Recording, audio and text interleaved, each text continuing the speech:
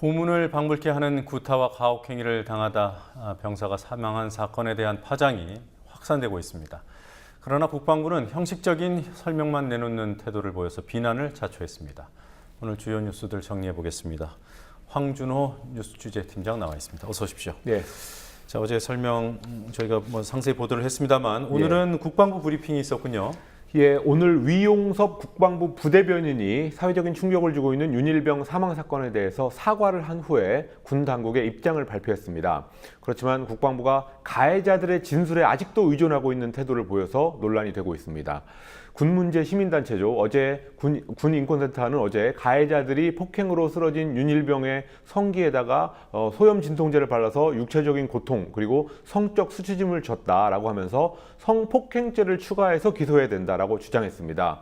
그렇지만 국방부는 오늘 멍든 부분에 안티프라민을 발라줬고 성기 부분에는 본인이 직접 바르도록 했다라는 가해자들의 주장만을 받아들여서 정황상 성추행의 의도는 불분명하다라는 설명을 내놨습니다.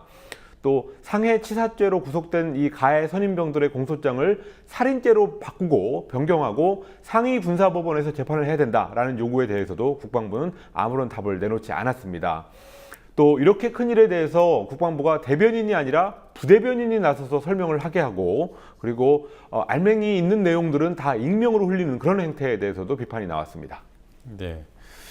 자, 실체는 어느 정도 밝혀진 거죠. 34일 동안 가혹행위가 있었습니다. 부대 내에서는 아무도 몰랐던 것으로 돼 있고요. 이 부분에 대한 국방부 조사는 안 하는 겁니까? 못 하는 겁니까? 예, 안 하는 측면도 있고 못 하는 측면도 있는 것 같습니다. 국방부는 군부대에서 사고가 생길 때마다 전문 상담사를 배치하겠다든지 아니면 국군 생명의 전화를 앞으로 열심히 운영하겠다 이런 식의 대책을 그동안 내놨습니다.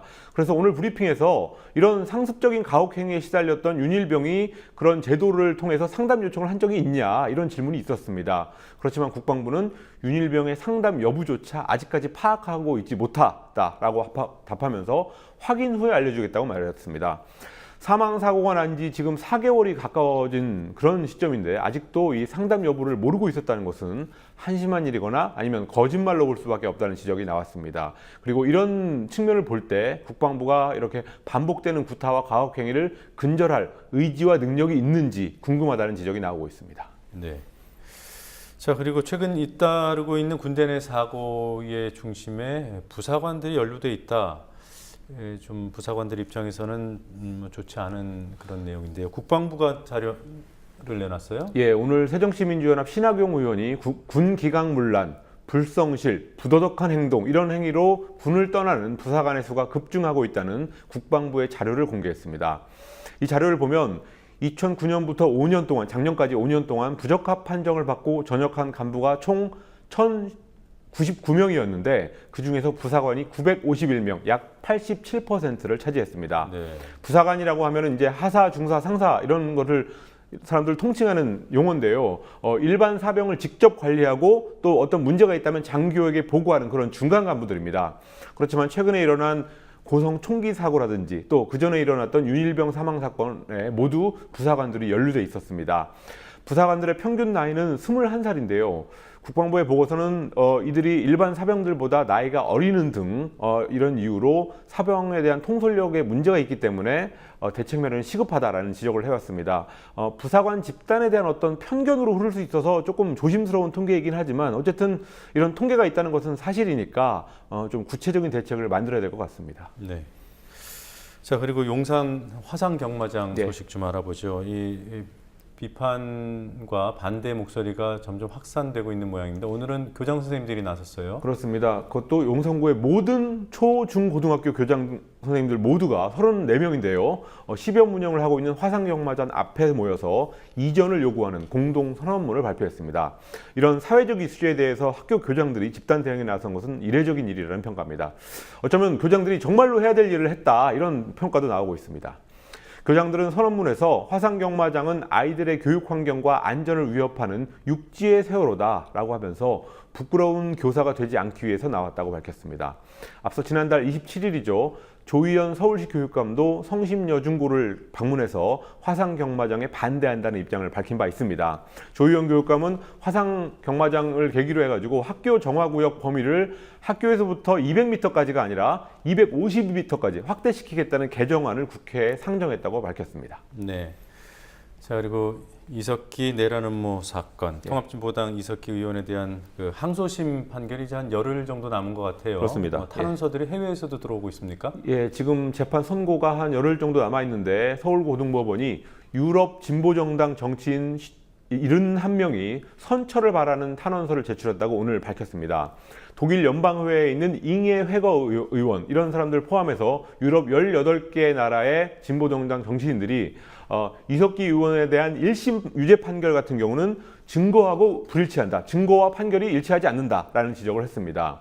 또 공정한 판결로 한국의 사법 정의를 보여달라는 호소도 했습니다.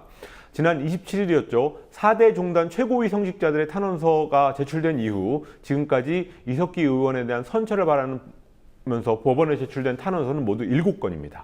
네. 자, 이곳저곳에서 참 안타까운 죽음들이 이어집니다. 이번에는 전국대 출전을 앞둔 그 유도부 여중생이에요. 예. 체중 감량하다가 죽었다는 얘기가 숨졌다는 얘기가 있습니다. 예, 어제 있었던 일입니다. 전국 유도 연명전에 출전할 중학교 2학년 여학생이 일주일 동안 무리한 운동과 땀 빼기 이런 것들로 체중을 감량하다가 반신욕 중에 사망하는 일이 어제 벌어졌습니다. 의학계는 성장기 선수들에게는 체중 감량이 더 위험하다라는 경고를 하고 있지만 체육계에서는 더 나은 성적을 위해서 이런 심한 체중 감량이 관행이 되풀이되고 있습니다. 오늘 여중생 사망이 알려지면서 성적 위주의 체육교육에 대한 지적 이런 것들도 이어졌고요. 그렇지만 해당 교육당국은 체중 조절이 아니라 컨디션 조절을 위해서 반신욕을 했었다라고 주장해서 비난을 받고 있습니다. 네. 자, 한 가지 소식만 더 알아보죠. 대만에서 가스 폭발 사고가 있었습니다. 예, 대만 제2의 도시 가오슝에서 연쇄 가스 폭발 사고가 일어나서 24명이 숨지고 약 300명이 다쳤습니다. 가스 폭발 범위가 워낙 커서 전체적인 사망자와 부상자를 다 집계하지 못하고 있습니다. 그래서 구조 작업이 본격화되면 피해자 수가 더 늘어날 것으로 보입니다. 소방당국이 첫 번째 가스 누출 신고를 접수한 때는 어제 밤 9시 40분쯤인데요. 그 후에 크고 작은 가스 폭발 신고가 이어졌고 오늘 새벽 1시쯤에 대형 폭발 사고가 일어났습니다. 가오슝시에 있는 석유화학 공장에서 유출된 프로필렌이라는 물질이 주변 가스관과 하수관 통로를 통해서 번지다가 어떤 불씨하고 접촉해서 연쇄적으로 폭발하면서 일어난 사고로 추정되고 있습니다. 네, 조금 전에 보셨던 화면, 그 밤 심야 화면이죠. 예, 그 현장에서 그 폭발 사고 나던 그 당시의 화면이 맞습니까? 그렇습니다. 예. 네. 네. 자, 오늘 여기까지 살펴보겠습니다. 수고하셨습니다. 예.